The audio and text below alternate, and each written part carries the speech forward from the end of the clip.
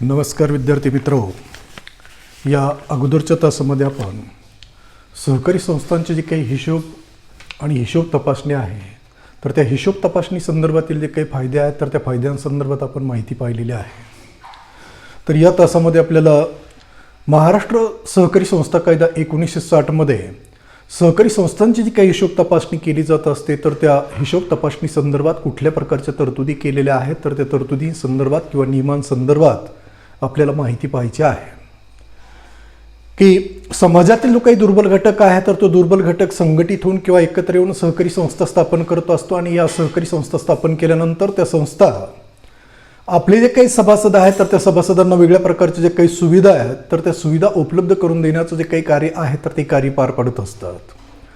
काही सहकारी संस्था आपल्या सभासदांना फक्त सेवा पुरवित असतात, काही संस्था आपल्या सभासदांना वस्तूंचा पुरवठा करत असतात, तर काही सहकारी संस्था आपले जे काही सभासद आहेत तर त्या सभासदांना रोख रकमेच्या स्वरूपात कर्ज पुरवठा किंवा अर्थसहाय्य उपलब्ध करून देण्याचं जे काही कार्य आहे तर ते कार्य पार पाडत असतात।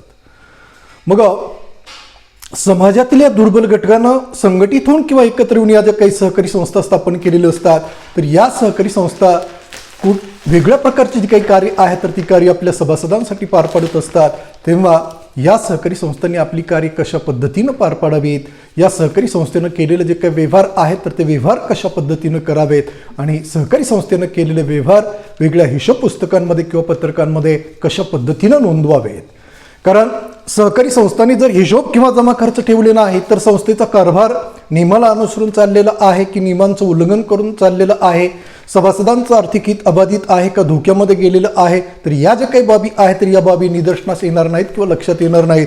आणि म्हणून प्रत्येक सहकारी संस्थेला काय करावं लागत असतं तर वर्षभर केलेले जे काही आर्थिक व्यवहार आहेत तर त्या सर्व आर्थिक व्यवहारांच्या जे काही नोंदी आहेत तर त्या नोंदी वेगळ्या हिशोब पुस्तकांमध्ये ठेवणं बंधनकारक करण्यात आलेलं आहे, सक्तीचं करण्यात आलेलं आहे। कारण सुरुवातीला या प्रकरणाच्या प्रास्ताविकामध्ये आपण पाहिले की सहकारी संस्थांचे जे काही हिशोब आहेत तर ते हिशोब सहकारी संस्थेचा अर्थ असतात, म्हणजे संस्थेचं जे काही वास्तव चित्र आहे, संस्थेची जी काही आर्थिक आणि सांपदिक स्थिती आहे तर ती ही हिशोब पुस्तकं दर्शवित असतात। अगदी सहकारी संस्थेनं कुठल्या प्रकारचे व्यवहार केलेले आहेत, कशा पद्धतीनं केलेले आहेत, सभासदांच्या हिताला अनुसरून केलेले आहेत का, संस्थेमध्ये गैरप्रकार झालेला आहे का, भ्रष्टाचार झालेला आहे का, नियमांचं उल्लंघन केलं जातंय का, नियमांचं पालन केलं जातंय का, तर या सर्व बाबी कशावरून निदर्शनास येत असतात किंवा लक्षात येत असतात किंवा या संदर्भातलं जे काही चित्र आहे तर ते चित्र आपल्यासमोर कशामुळं स्पष्ट उभं राहत असतं तर या हिशोब तपासणीमुळे उभं राहत असतं किंवा ते चित्र आपल्याला स्पष्ट नजरेस येत असतं। आणि म्हणून प्रत्येक सहकारी संस्थेला काय करावं लागत असतं तर आपले हिशोब किंवा जमा खर्च ठेवावे लागतात आणि फक्त हिशोब किंवा जमा खर्च ठेवून चालत नाही तर ठेवलेले जे काही हिशोब किंवा जमा खर्च आहेत तर त्या हिशोबाची किंवा जमा खर्चाची तपासणी करून घेणं सुद्धा आवश्यक असतं, महत्त्वाचं असतं। आणि म्हणून सहकारी संस्थेनं ठेवलेले जे काही हिशोब किंवा जमा खर्च आहे तर ते हिशोब किंवा जमा खर्च तपासण्याचा जो अधिकार आहे तर तो अधिकार कायद्यानं कोणाला प्राप्त करून दिलेला आहे तर निबंधकाला प्राप्त करून दिलेला आहे। आणि मग निबंधक काय करत असतो, त्या सहकारी संस्थांची हिशोब तपासणी करत असतो, परंतु एका निबंधकाला सर्वच सहकारी संस्थांची हिशोब तपासणी करणं अशक्य असतं, कठीण असतं। आणि म्हणून तो काय करत असतो तर एका तज्ज्ञ अंकेक्षकाची नियुक्ती करत असतो आणि त्या अंकेक्षकामार्फत सहकारी संस्थांची जी काही हिशोब तपासणी तर ती हिशोब तपासणी करण्याचं जे काही कामकाज आहे तर ते कामकाज पार पडत असतं।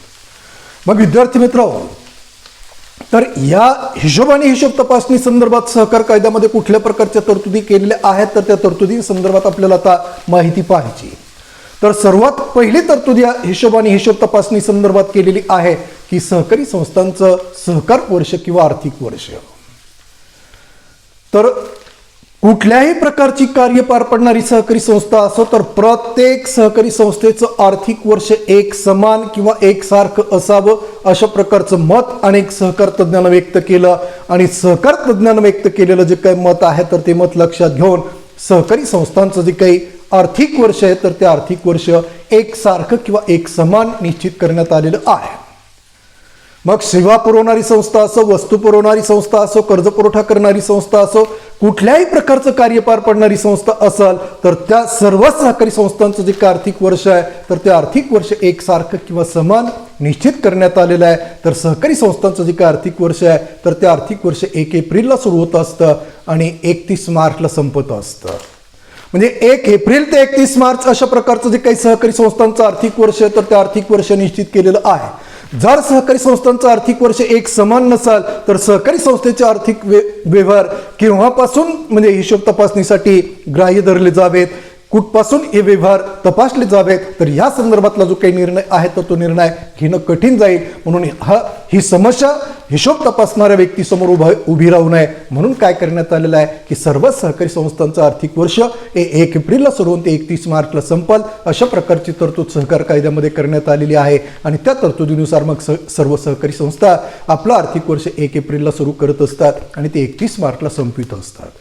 मग या आर्थिक वर्षामध्ये सहकारी संस्था जे विविध आर्थिक व्यवहार करत असतात तर त्या सर्व आर्थिक व्यवहारांच्या जे काही नोंदी आहेत तर त्या नोंदी हिशोब पुस्तकांमध्ये ठेवल्या जात असतात। आणि मग हिशोबाची जी काही पत्रकं आहे तर ती पत्रकं हिशोब तपासणारी जी व्यक्ती मग निबंधक असाल किंवा निबंधकाला नियुक्त केलेला अंकेक्षक असाल तर त्या अंकेक्षकाला या आर्थिक वर्षामध्ये केलेले जे काही व्यवहार आहेत तर त्या व्यवहारांची हिशोब तपासणी करणं हे सुलभ जात असतं, सोपं जात असतं।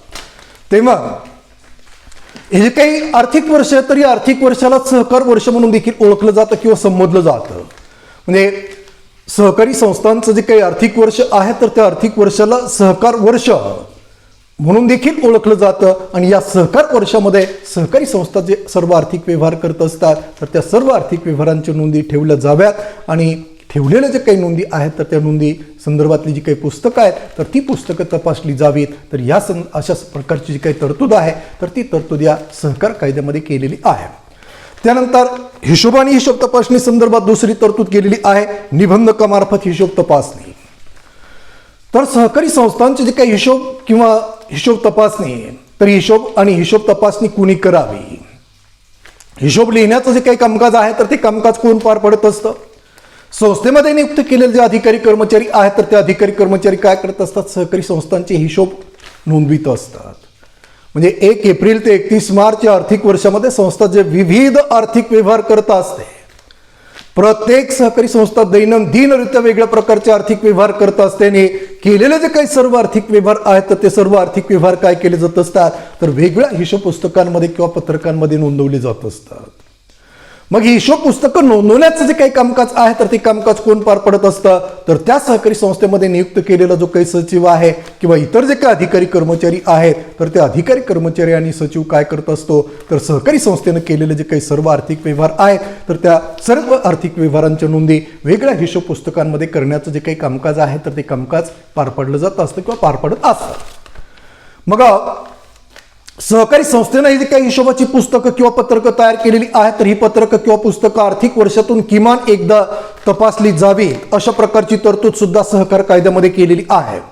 मग सहकारी संस्थांची जी काही हिशोब पुस्तकं आहेत तर ही हिशोब पुस्तकं तपासण्याचा जो अधिकार आहे तो अधिकार कायद्यानं कोणाला राहील तर सहकार चळवळीचा जो सर्वोच्च अधिकारी आहे निबंधक किंवा नोंदणी अधिकारी तर या निबंधकाला किंवा नोंदणी अधिकाऱ्याला सहकारी संस्थांचे जे काही हिशोब आहेत तर ते हिशोब तपासण्याचा अधिकार राहील अशा प्रकारची जी काही तरतूद आहे तर ती तरतूद सहकार कायद्यामध्ये केलेली आहे।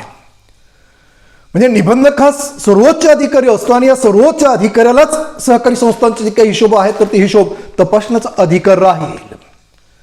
परंतु आपण पाहिलंय की सहकारी संस्थांचं आर्थिक वर्ष संपल्यानंतर एका विशिष्ट कालावधीच्या आत हे सर्व सहकारी संस्थांची जी काही हिशोब पत्रकं आहेत तर ती पत्रकं हिशोबाची पुस्तकं तपासणं आवश्यक असतं, महत्वाचं असतं। मग एका निबंधकाला संपूर्ण सहकारी संस्थांचे जे काही हिशोब आहेत तर ते हिशोब तपासणं अशक्य असतं, कठीण असतं आणि म्हणून कायद्यामध्ये पुन्हा अशी तरतूद केलेली आहे की सहकारी संस्थांची जी काही हिशोब पुस्तकं आहेत तर ती हिशोब पुस्तकं तपासण्याचा अधिकार जरी निबंधकाला असला तरी निबंधकाला एका विशिष्ट कालावधीच्या सर्वच सहकारी संस्थांची हिशोब पुस्तकं तपासणं अशक्य असतं, कठीण असतं। त्यामुळं हिशोब तपासणीचं जे काही कामकाज आहे तर ते कामकाज वेळेवर पूर्ण होणार नाही म्हणून सहकार कायद्यामध्ये अशी तरतूद केलेली आहे की निबंधक काय करू शकाल तर एका तज्ज्ञ अंकेक्षकाची किंवा परिमाणित अंकेक्षकाची नियुक्ती करून सहकारी संस्थांचे जे काही हिशोब आहेत तर त्या हिशोबांची हिशोब तपासणी करता येईल किंवा केली जाईल। तर अशा प्रकारची जी काही तरतूद आहे तर ती तरतूद कायद्यामध्ये केलेली आहे। मग निबंधकाला सहकारी संस्थांची हिशोब तपासणी करण्यासाठी ज्या अंकेक्षकाची नियुक्ती केलेली असते किंवा हिशोब तपासणीसाची नियुक्ती केलेली असते किंवा लेखापरीक्षकाची नियुक्ती केलेली असते तर तो अंकेक्षक किंवा लेखापरीक्षक सहकारी संस्थांची जी काही हिशोब आहे तर त्या हिशोबाची हिशोब तपासणी करू शकतो किंवा करण्याचा अधिकार कायद्यानं त्याला प्राप्त होत आहे किंवा उपलब्ध करून दिलेला आहे। तेव्हा ह्या जे काही सहकारी संस्था आहेत, तर या संस्थांना काय करावं लागत असतं, आर्थिक वर्ष संपल्यानंतर 45 दिवसाच्या आपल्या सर्व हिशोबाची जी काही पुस्तकं आहेत तर ती पुस्तकं अद्ययावत स्वरूपात तयार करावी लागत असतात. मग हिशोबाची पुस्तकं तयार केल्यानंतर आर्थिक वर्ष संपल्यापासून 4 महिन्याच्या आत काय करावं लागत असतं, तर सहकारी संस्थेला निबंधकाकडून किंवा त्यानं नियुक्त केलेला जो अंकेक्षक आहे तर त्या अंकेक्षकाकडून सहकारी संस्थेची काही सर्व हिशोबाची पत्रकं आणि पुस्तकं आहेत तर ती पुस्तकं तपासून घेणं आवश्यक असतं, महत्त्वाचं असतं. कारण त्यानंतर अधिमंडळाची जी काही सभा आहे तर ती सभा वार्षिक सर्वसाधारण सभा सहकारी संस्थेमध्ये आयोजित केली जात असते, बोलावली जात असते आणि या सभेमध्ये ही सर्व हिशोबाची पत्रकं सभासदांना पाहण्यासाठी ठेवावी लागत असतात. तेव्हा तत्पूर्वी काय करणं आवश्यक असतं, तर आर्थिक वर्ष संपल्यानंतर 4 महिन्याच्या आत सहकारी संस्थेनं आपली सर्व हिशोबाची जी काही पत्रकं आहेत तर ती पत्रकं निबंधकाकडून किंवा त्यानं नियुक्त केलेल्या अंकेक्षकाकडून तपासून घेणं बंधनकारक असतं किंवा सक्तीचं असतं. त्यानंतर तिसरी तरतूद सहकार कायद्यामध्ये हिशोब आणि हिशोब तपासणी संदर्भात केलेली आहे, हिशोब पुस्तके व हिशोब लेखन. तर आपण आता पाहिलं की हिशोब लेखन करण्यासाठी काय केलेलं असतं, संस्थेमध्ये आवश्यक तेवढे अधिकारी कर्मचारी नियुक्त केलेले असतात. मग ज्या अधिकाऱ्यानं कर्मचाऱ्यांना हिशोब शास्त्राचं ज्ञान अवगत केलेलं आहे त्या अधिकाऱ्यावर कर्मचाऱ्यावर हिशोब नोंदवण्याची जी काही जबाबदारी आहे किंवा काम आहे तर ते काम त्याच्याकडे सोपवलेलं असतं. म्हणजे हिशोब लेखनाचं जे काही कामकाज आहे तर ते कामकाज अधिकाऱ्यांवर व कर्मचाऱ्यांवर सोपवलेलं असतं. मग हे अधिकारी कर्मचारी काय करत असतात, संस्थेनं दैनंदिनरित्या केलेले जे आर्थिक व्यवहार आहेत तर ते आर्थिक व्यवहार वेगळ्याच प्रकारचे जे काही हिशोब पुस्तकं आहेत तर त्या पुस्तकांमध्ये नोंदवित असतात. मग सहकारी संस्थेला कुठल्या प्रकारची हिशोब पुस्तकं ठेवावी लागत असतात, तर सहकारी संस्थेला वेगळ्या प्रकारची जी काही वैधानिक पुस्तकं आहेत तर ती पुस्तकं ठेवावी लागत असतात. त्यामध्ये भाग नोंद पुस्तक असतं, ठेव नोंद पुस्तक असतं, कर्ज नोंद पुस्तक असतं, कर्ज रोखे नोंद पुस्तक असतं, ई करार पुस्तक असतं, सभासद नोंद पुस्तक असतं. तर अशा विविध प्रकारची जी काही पुस्तकं आहेत तर ती पुस्तकं सहकारी संस्थेला ठेवावी लागत असतात. मालमत्ता नोंद पुस्तक असतं, साठा नोंद पुस्तकं असतं. या पुस्तकांमध्ये काय केलेलं असतं, समजा ठेव नोंद पुस्तक आहे तर सहकारी संस्था वेगळ्या प्रकारच्या जे काही ठेवी आहेत तर त्या ठेवी स्वीकारत असते. मग त्या सभासदांच्या असतात, बिगर सभासदांच्या असतात. मग या कुठल्या प्रकारची ठेव कोणत्या तारखेला स्वीकारलेली आहे, त्यानंतर तिच्यावर किती व्याजदर दिला जाणार आहे, कोणत्या तारखेला ती ठेव परत केली जाणार आहे, तर या संदर्भातले जे काही नोंदी आहेत तर त्या नोंदी या ठेव पुस्तकामध्ये केले जात असतात. त्यानंतर कर्ज नोंद पुस्तक सहकारी संस्था ठेवत असतात. तर या कर्ज नोंद पुस्तकामध्ये सुद्धा काय केलं जात असतं की सहकारी संस्था आपल्या सभासदांना अल्पकालीन, मध्यमकालीन, दीर्घकालीन आणि अधिविकार सवलत तर अशा वेगळ्या प्रकारचा जो काही कर्ज पुरवठा आहे तर तो कर्ज पुरवठा उपलब्ध करून देत असतात. मग सभासदांना कोणत्या तारखेला कोणत्या प्रकारचं किती कर्ज किती कालावधीसाठी उपलब्ध करून दिलेलं आहे, त्यावर किती व्याजदर आकारला जाणार आहे, या संदर्भातले जे काही नोंदी आहेत तर त्या नोंदी कशामध्ये केलेल्या असतात, तर कर्ज नोंद पुस्तकामध्ये केलेलं असतात. त्यावरून आपल्याला काय माहिती प्राप्त होत असते की संस्थेनं एकूण किती कर्ज वाटप केलेलं आहे, किती कर्ज वसूल झालेलं आहे, किती कर्ज थकबाकीमध्ये आहे, कुठल्या प्रकारचं कर्ज कोणत्या सभासदाला किती दिलेलं आहे, कोणत्या वेळेला दिलेलं आहे, त्यावर किती व्याजदर आकारला जाणार आहे. तर या संदर्भातली जी काही सविस्तर माहिती आहे म्हणजे संस्थेच्या एकूण कर्ज व्यवहारासंदर्भातली जी काही सविस्तर माहिती आहे तर ती सविस्तर माहिती आपल्याला कशावरून प्राप्त होत असते, तर कर्ज नोंद पुस्तकावरून प्राप्त होत असते. त्यानंतर साठा नोंद पुस्तक सहकारी संस्था ठेवत असतात. तर विशेषतः ग्राहक सहकारी संस्था आणि खरेदी विक्री सहकारी संस्था हे साठा नोंद पुस्तक ठेवत असतात. ग्राहक सहकारी संस्था काय करत असतात, आपले जे काही सभासद आहेत तर त्या सभासदांना वेगळ्या प्रकारचे जे काही जीवनावश्यक वस्तू व सेवा आहेत तर त्या वस्तू व सेवा उपलब्ध करून देत असतात. म्हणजे गहू उपलब्ध करून देत असतात, तांदूळ उपलब्ध करून देत असतात, तेल उपलब्ध करून देत असतात, डाळी उपलब्ध करून देत असतात. तर अशा विविध प्रकारचे जे काही जीवनावश्यक वस्तू आहेत तर त्या वस्तू या ग्राहक सहकारी संस्था म्हणजे स्वस्त धान्य दुकानं जी आहे तर त्या स्वस्त धान्य दुकानामधून म्हणजे या ग्राहक सहकारी संस्थेमधून या वस्तू ग्राहकांना पुरवले जात असतात. तेव्हा प्रत्येक महिन्याच्या सुरुवातीला या संस्थेकडे कुठल्या प्रकारचा माल किती प्रमाणात उपलब्ध होता, कोणत्या तारखेला किती माल सभासदांना किंवा ग्राहकांना वाटप केलेला आहे आणि किती माल शिल्लक आहे या संदर्भातला जो काही तपशील आहे तर तो तपशील कशामध्ये नोंदवला जात असतो, तर या साठा नोंद पुस्तकामध्ये नोंदवला जात असतो. आणि त्या पुस्तकावरून आपल्याला प्रत्येक महिन्याच्या सुरुवातीला किती मालसाठा संस्थेकडे उपलब्ध झालेला आहे आणि महिन्याच्या अखेरीस सहकारी संस्थेकडे किती मालसाठा शिल्लक राहिलेला आहे तर या संदर्भातली जी काही माहिती आहे तर ती माहिती आपल्याला या साठा नोंद पुस्तकावरून प्राप्त होत असते. तर अशा विविध प्रकारची जी काही वैधानिक पुस्तकं आहेत तर ती पुस्तकं सहकारी संस्थांनी ठेवणं आवश्यक असतं, महत्त्वाचं असतं. कारण सहकार कायद्यामध्येच तशी तरतूद केलेली आहे की ही जी काही वैधानिक पुस्तकं आहेत म्हणजे कायद्यानुसार जी पुस्तकं ठेवणं संस्थांना बंधनकारक असतं तर त्या पुस्तकांना वैधानिक पुस्तकं म्हणून ओळखलं जातं. तर अशा विविध प्रकारची जी काही वैधानिक पुस्तकं आहेत तर ती पुस्तकं सहकारी संस्थांनी ठेवावीत. अशा प्रकारची जी काही तरतूद आहे तर ती तरतूद कायद्यामध्ये केलेली आहे. आणि संस्थेमध्ये नियुक्त केलेले जे अधिकारी कर्मचारी आहेत तर या अधिकाऱ्यांना कर्मचाऱ्यांना जी काही हिशोबाची पुस्तकं आहेत तर ती पुस्तकं लिहावीत किंवा लिहून काढावीत किंवा त्याच्या सविस्तर ज्या काही नोंदी आहेत तर त्या नोंदी ज्या त्या पुस्तकांमध्ये कराव्यात. अशा प्रकारची तरतूद या सहकार कायद्यामध्ये केलेली आहे. त्यानंतर पुढची तरतूद हिशोब आणि हिशोब तपासणी संदर्भात केलेली आहे की वार्षिक हिशोब पत्रके. सहकारी संस्थेला ज्याप्रमाणे वेगळ्या प्रकारची वैधानिक पुस्तकं किंवा हिशोबाची पुस्तकं ठेवावी लागत असतात त्याचप्रमाणे सहकारी संस्थेला काही हिशोबाची जी काही पत्रकं आहेत तर ती वार्षिक हिशोब पत्रकं ठेवावी लागत असतात. मग या पत्रकांमध्ये कुठल्या पत्रकांचा समावेश होत असतो तर प्रथमतः सर्वात प्रथम सहकारी संस्थेला कोणतं पुस्तक किंवा पत्रक तयार करावं लागत असतं तर रोकीर्द नावाचं पत्रक तयार करावं लागत असतं. त्या पत्रकावरून सर्वसाधारण खतावणी आणि त्या पत्रकाच्या आधारेच पोटखतावणी नावाचं जे काही पत्रक आहे तर ती पत्रक सहकारी संस्था तयार करत असते. मग या रोकीर्द आदी सर्वसाधारण खतावणी पोटखतावणीच्या आधारे सहकारी संस्था कुठल्या प्रकारची पत्रकं तयार करत असतात तर तिरीच पत्रक तयार करत असतात, नफा तोटा पत्रक तयार करत असतात, व्यापारी पत्रक तयार करत असतात आणि ताळेबंद पत्रक तयार करत असतात.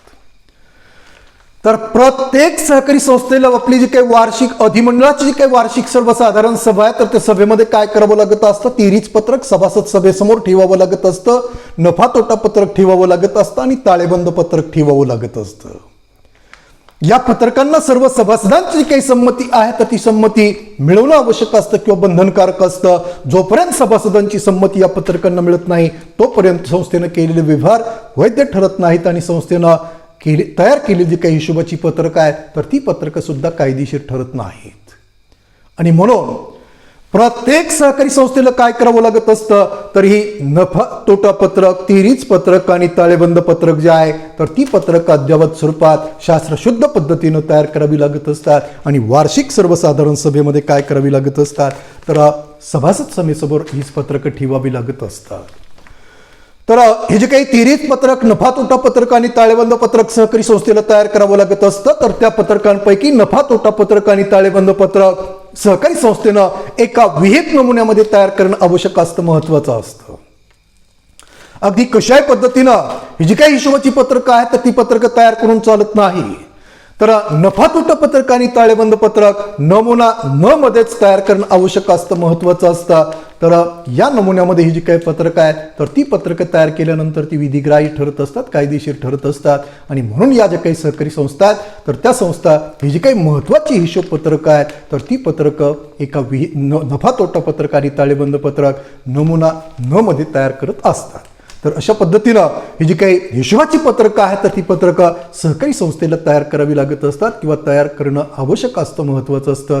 कारण वार्षिक सर्वसाधारण सभेत सभासद सभेसमोर ही जी काही पत्रकं आहेत तर ती पत्रकं सभासदांना पाहण्यासाठी ठेवावी लागत असतात. त्यानंतर पुढचं पत्रक आहे हिशोब तपासणीच्या बाबी. म्हणजे सहकारी संस्था हे जे काही हिशोब किंवा जमा खर्च ठेवत असते तर या हिशोबामधल्या किंवा जमा खर्चामधल्या कुठल्या बाबी विशेषतः पडताळणं किंवा तपासणं आवश्यक असतं, महत्वाचं असतं. तर सर्वात महत्वाची बाब म्हणजे सहकारी संस्था आपल्या सभासदांना जे काही कर्ज वाटप करत असते किंवा कर्जाचं वितरण करत असते तर ती बाब पडताळून पाहणं आवश्यक असतं, त्याची तपासणी करणं आवश्यक असतं. म्हणजे अल्पकालीन कर्ज म्हणून किती रक्कम दिलेली आहे, मध्यमकालीन कर्ज म्हणून किती रक्कम वाटप केलेली आहे आणि किती कर्ज वसूल झालेलं आहे, किती कर्ज थकबाकीमध्ये, पीक कर्ज किती प्रमाणात दिलेलं आहे, उचल कर्ज किती प्रमाणात दिलेलं आहे. तर अशा वेगळ्या प्रकारचं जे काही कर्ज आहे तर ते कर्ज किती प्रमाणात सभासदांना वाटप केलेलं आहे, त्यापैकी किती कर्ज वसूल झालेलं आहे, किती कर्ज थकबाकीमध्ये आहे. तर हे हिशोब तपासणी करत असताना तपासणं आवश्यक असतं, महत्त्वाचं असतं. कारण जर कर्ज वसुली वेळेवर झाली नाही आणि नियमबाह्य जर कर्ज वाटप केलं किंवा वितरण केलं तर निश्चित ती सहकारी संस्था दिवाळखोर बनत असते, तोट्यामध्ये जात असते. तर ही वेळ संस्थेवर येऊ नये यासाठी कर्ज व्यवहार अगदी बारकाईनं तपासणं आवश्यक असतं, महत्त्वाचं असतं. त्यानंतर संस्थेकडे किती रोख रक्कम शिल्लक आहे, वास्तवात तेवढी रक्कम संस्थेकडे उपलब्ध आहे किंवा नाही हे तपासून पाहणं आवश्यक असतं, महत्त्वाचं असतं. अनेक वेळा अधिकारी, कर्मचारी, संचालक मंडळ काय करत असतं, संस्थेकडे रोख रक्कम दाखवत असतं. हिशोब पुस्तकांमध्ये रोख रक्कम दाखवलेली असते, परंतु ती रक्कम काय करत असतात अधिकारी, कर्मचारी आणि संचालक स्वहितासाठी किंवा स्वकार्यासाठी वापरत असतात. त्यामुळे इतर सभासदांचं गैरहित साधत असतं. तेव्हा हिशोब पत्रकांमध्ये जी काही रोख रक्कम संस्थेकडे शिल्लक दाखवलेली आहे तर तेवढी रक्कम वास्तवात संस्थेच्या कार्यालयात उपलब्ध आहे किंवा नाही हे सुद्धा पडताळून पाहणं आवश्यक असतं, महत्त्वाचं असतं. त्यानंतर कर्ज रोख्यांमध्ये संस्थेनं किती रक्कम गुंतवलेली आहे, संस्थेकडे एकूण मालमत्ता किती आहे, तर त्या संदर्भातली जी काही तपासणी आहे तर तपासणी सुद्धा करणं आवश्यक असतं, महत्त्वाचं असतं. ठेवी किती प्रमाणात संस्थेनं स्वीकारलेल्या आहेत, त्यानंतर कुठल्या प्रकारच्या ठेवी आहेत, अल्पकालीन ठेवी आहेत, मध्यमकालीन ठेवी आहेत, दीर्घकालीन ठेवी आहे, चालू ठेव, बचत ठेव, आवर्ती ठेव, तर अशा कुठल्या प्रकारच्या ठेवी किती प्रमाणात संस्थेनं गोळा केलेल्या आहेत किंवा प्राप्त केलेल्या आहेत आणि या ठेवींपोटी संस्थेला किती भांडवल उपलब्ध झालेलं आहे, ठेवींचं प्रमाण कसं आहे, योग्य आहे का कमी आहे, तर या संदर्भातली जी काही तपासणी आहे तर ती तपासणी करणं आवश्यक असतं, महत्त्वाचं असतं. आणि सर्वात महत्त्वाची बाब म्हणजे संस्थेनं केलेले जे काही व्यवहार आहेत तर त्या व्यवहारांवरून सभासदांचं जे काही आर्थिक हित आहे तर ते आर्थिक हित अबाधित आहे की धोक्यामध्ये गेलेलं आहे आणि वर्षभर व्यवहार करून सहकारी संस्थेला नफा प्राप्त झालेला आहे का तोटा आलेला आहे तर हे तपासून पाहणं आवश्यक असतं, महत्त्वाचं असतं. तर अशा विविध बाबी ज्या आहेत, संस्थेनं एकूण केलेला जो काही खर्च आहे आणि संस्थेला मिळणार जे काही उत्पन्न आहे तर हे सुद्धा म्हणजे खर्च उत्पन्न संदर्भातले जे काही आकडे आहेत तर त्या आकड्यांची सुद्धा बारकाईनं तपासणी करणं आवश्यक असतं, महत्त्वाचं असतं. तर अशा पद्धतीनं सहकारी संस्थेचे या जे काही हिशोब आणि हिशोब तपासणी संदर्भातले जे काही तरतुदी आहेत तर त्या तरतुदींमध्ये जे काही कुठल्या बाबी सहकारी संस्थेच्या अगदी आवर्जून तपासल्या जाव्यात तर या संदर्भात ही तरतूद केलेली आहे.